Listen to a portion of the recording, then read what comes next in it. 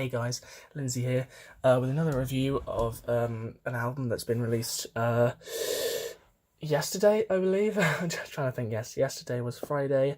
It was May the 31st of 2019, which meant it was the release date of the, I don't know, heroic fantasy, power metal, interdimensional, space metal, whatever you want to call them, band, Gloryhammer. Obviously, power metal is what they do. And this is, of course, their third album, highly anticipated for a little while now, Legends from Beyond the Galactic Terrorvortex, with once again an amazing album name. Of course, this is the third album, their first two albums being their debut, Tales from the Kingdom of Fife, heroic fantasy, swords and sorcery type thing. Their second album was then more of a space opera kind of thing. I think that's when they kind of went down the space route, which they've kind of had ever since. That, of course, was called Space 1992, Rise of the Chaos Wizards. And yeah, this is Legends of the Beyond the Galactic Terrorvortex, which kind of morphs fantasy and, sci-fi, so it's really interesting to see that. But obviously, as you can see, it's already got a great cover. The cover, of course, stemming from the story. I'll go through a brief recap, but to be honest with you, I can't exactly tell you I can't go that in depth because so much has happened. Basically, of course, in the first album, Angus MacFife, the Crown Prince of Dundee, of course, it's set like a fictional version of Scotland, because I think Christopher Bowers comes from there, and possibly more of the band. But I think generally, I think it's I think actually the only person that's not from Scotland, I think, is Thomas Laszlo Winkler, the singer, but I'm not entirely sure. But kind of, the big songwriter and the big guy behind it, and of course also known, he's the keyboardist, but also known for being the singer in his main band Ailstorm, is obviously Christopher Bowes. But basically, Angus MacFife, of course, in the first album has his princess, Iona MacDougall, taken by the dread sorcerer Zargothrax. He corrupts a bunch of unicorns, they then destroy Dundee, he goes after them, claiming several different artifacts, including his Hammer of Glory, which is his main weapon. Then in the second album, set 1,000 years or so later, we have, set in 1992, we have Space 1992, Rise of the Chaos Wizards, where Angus MacFife the 13th has to, once again, he has to call upon, this time, the Space Knights of Krail, and, Zargothrax comes back after being in his pool of liquid ice or whatever, and basically at the end of the last album, Angus MacFife is trying to defeat Zargothrax. Zargothrax is trying to, in his, I believe, near Cowdenbeath, underneath the, in the tunnels underneath Dundee, underneath his citadel, there is basically a portal where he and his Chaos Wizards are trying to resurrect Corviliath, the Elder God of the 13th Hell Dimension. In case you can't tell at this point, the band loves their lore and their cliches almost. They are a very tongue-in-cheek band, it has to be said. And basically, in order to stop Corviliath coming through, in order to destroy the portal, the legendary Hootsman, who I believe is probably based off of Arnold Schwarzenegger, then turns out to be a cyborg with a neutron heart, blows himself and the whole of Earth up. This stops Corviliath coming through. However, it actually opens up a wormhole, which I believe is the Galactic Terrorvortex, which is where Zargothrax uses the last of his power to go through. Angus MacFife 13th goes after him. This album basically goes through him going into a parallel universe where Zargothrax got there earlier, managed to become basically nearly God in this Earth, take over stuff, and Angus has to rely on various different things to help him. But I've already talked far too much. This is the album. This is the only version you can actually get on Amazon, but I probably would have bought it anyway. This is the Deluxe 2 CD version. Of course, the Deluxe 2 CD version comes with this bonus disc, which is the Transdimensional Symphonic version, featuring the evil orchestra of Cumbernauld, I think. I presume that's a place in Scotland, I could not tell you. Basically, we have the track listing of the actual album on the back, as well as this lovely picture of Angus MacFife the 13th in his arm. Remember, he is the same Angus MacFife the 13th from the previous dimension, as is Zargothrax, as is the Hootsman, but he's slightly different. Other than that, it's kind of an alternate reality. And the bonus disc is, yes, every single track, including the first 1.5 minute track into the Terrorvortex of Corviliath, all the way down to the Fires of Ancient Cosmic Destiny. However, it's the symphonic versions. It's not even instrumental, it's the symphonic versions. So the orchestra, the choir, and they sound great. But yeah, it's in this really nice packaged red box, or digipack. Of course, this being the side. It's packaged beautifully, and obviously the cover is the Chaos Wizards leading these orcs or these goblins in this, reality where Zargothrax is reigning supreme. That's, of course, a statue to him. So let's open it up. It's a normal 3-panel digipack. Of course, when we open it up, we get a closer sort of picture of, or drawing of the goblins, or the orcs, or whatever you want to call them. Obviously very fantastical. On the first panel, we have the CD. Now let's just open this out. And then, of course, we have the 3 panels. The bonus disc, which is the symphonic versions of the tracks. The middle panel has the actual CD with the album. And then, of course, the left panel has the CD booklet, which is really nicely put inside. I'm going to take this booklet out and we're going to move this elsewhere. So, as with all booklets from the CDs of Gloryhammer, they just put so much time into it. Again, it's the same back cover, just without track listing and the same cover. I mean, they really do. There's pictures and lyrics, obviously, in usually the themes. In the first album, I think it was in like a scroll, like books. In the second album, it was very space, and this is space, but obviously because it's a dark, almost Warhammer 40,000, that's what it's been likened to. Apparently, supposedly, mistakenly, people have thought it's a Warhammer 40,000 band. It's not. It's just that's the kind of closest. It's quite a gritty, dark world instead of the sort of space opera stuff that the second album was in, both of which are perfect. But it has all the lyrics laid out, as well as, actually, I believe this is new, it has little notes about basically what happens after each song, so you can catch up with the entire story, even if you don't necessarily know what's going on. You know, you can't make out the words, or, you know, whatever else it is. There's, you know, beautiful pictures for pretty much each and every song. In the centrefold, we have this picture of the band. So, of course, each member of the band has a different role to play. So, for example, we have... I don't know their real life names, so I do apologise, but we have the Hootsman, and in this he's the astral demigod of Unst, because following from the explosion that he triggered, that created the Galactic Terrorvortex in the last album, instead of dying, the power of the explosion entwined his very being with the fabric of space-time, thus making him basically a god. This is why throughout the album there's, you know, people worship him and such.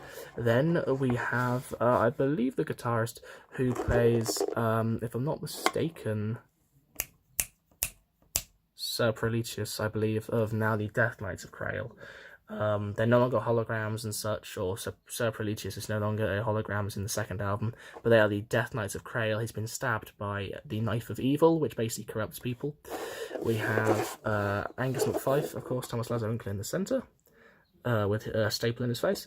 We then have Zagathrax, who no one really knows at this point whether Christopher Bowes is properly in the band anymore. He's going to tour. When I saw the band on their Space 992 Rise of the Chaos Wizards tour last year, he wasn't with them. They had who's dubbed Fake Chris, but who knows? I know Christopher Bowes was definitely organised in the recording and writing of this album. Whether he's actually going to be on tour, I don't know, because I don't believe that's him in the picture. We then have, I believe, Ralathor, who, of course, now is the sub-commander of the OSS Hoots Force, which is the submarine. There's so much to go into here. I'm already at the 8-minute mark. But yeah, the point is, we know beautiful pictures for everything, the different band members, and, you know, credits at the end in this very nice picture, which is also, each half is behind the CDs in the case. So, going on to the actual thing. Of course, we have the first disc, which is, of course, the red disc with the sort of Gloryhammer logo, the rune on it. As I said, behind, of course, is the half of the Zagathrax, and then we have the green, and also the good Angus McFife. This is the symphonic versions. I'll quickly go over the symphonic versions. They are good. They are good to listen to, especially if obviously you like kind of symphonic music anyway. It gets quite grand.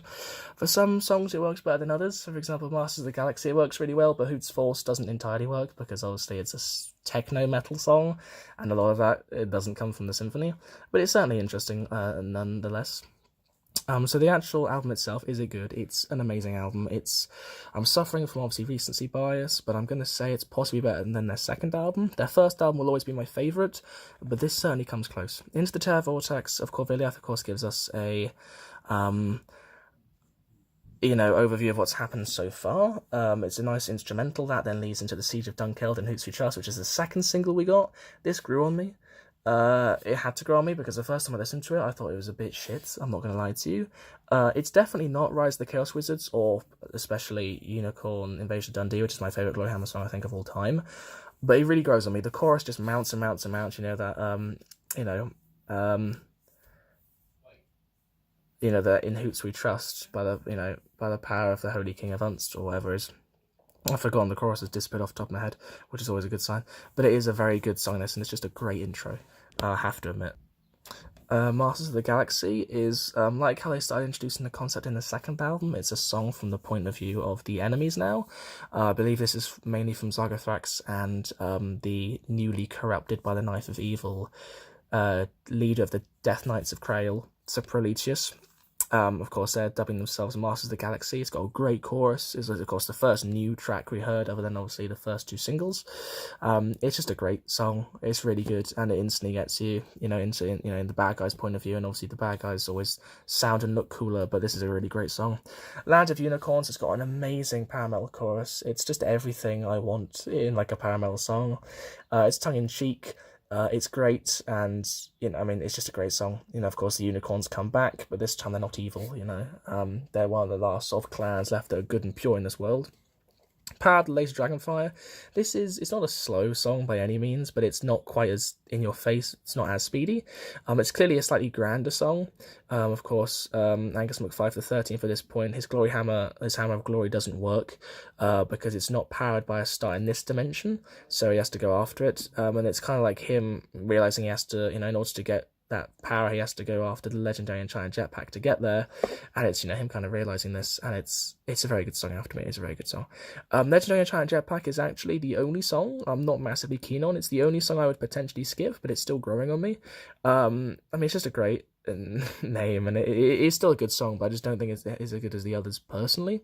Gloryhammer is still a great song. It's gonna be amazing to see this live. It's gonna be a very popular live song. I can easily believe. The whole Gloryhammer is so easy to sing along to and chant along to. It's going to be probably the new Hollywood Hootsman in that regard, and it is still a great song, I have to admit. Then we have Hoots Force, which is possibly the only the even better live song.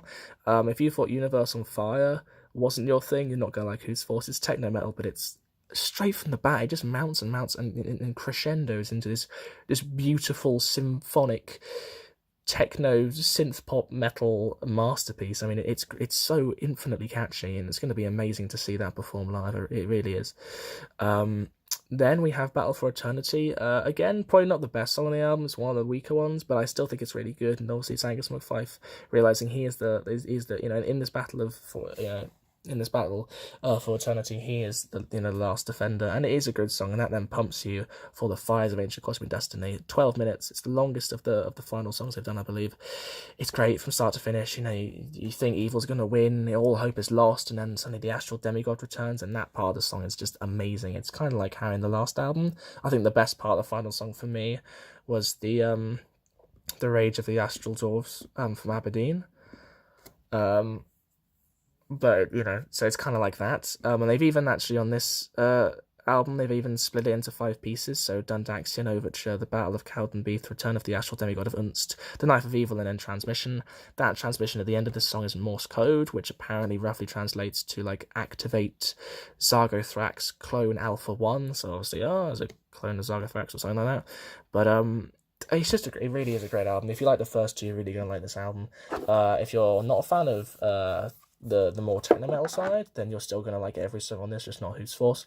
But it is a absolutely great album, and I think it's just brilliantly packaged, and I think it's just really lovely, I have to admit.